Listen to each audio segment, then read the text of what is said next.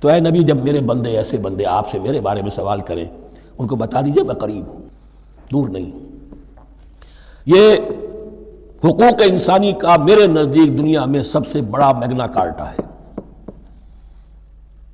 اللہ اور بندے کے درمیان کوئی فصل نہیں ہے، فصل اگر ہے تو تمہاری اپنی خباثت ہے، اگر تمہاری نیت میں فساد ہے، حرام خوری تو کرنی ہی کرنی ہے، تو اب کس منہ سے اللہ سے دعا کرو گے؟ پھر جاؤ گے کسی پیر کے پاس، آپ دعا کر دیجئے، یہ نذرانہ حاضر ہے؟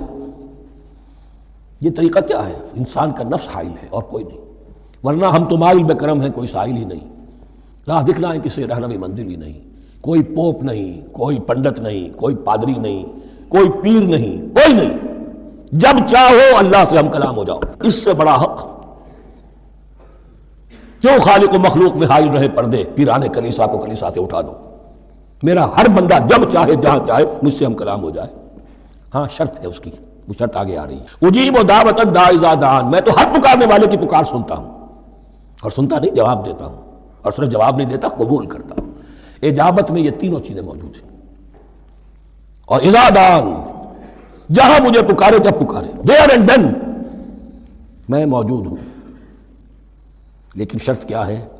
فَلْيَسْتَجِيبُوا لِي، انہیں بھی تو میرا کہنا ماننا چاہیے، یہ یک طرفہ بات نہیں ہوگی۔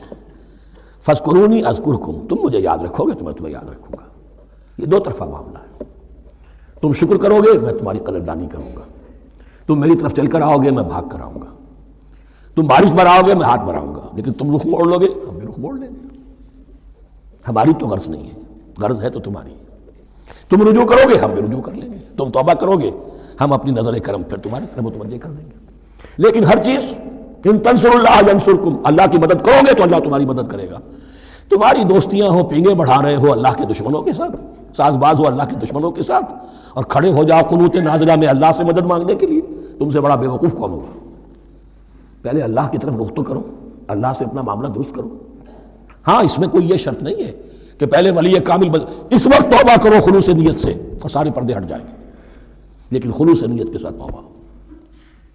وَإِذَا سَأَلَكَ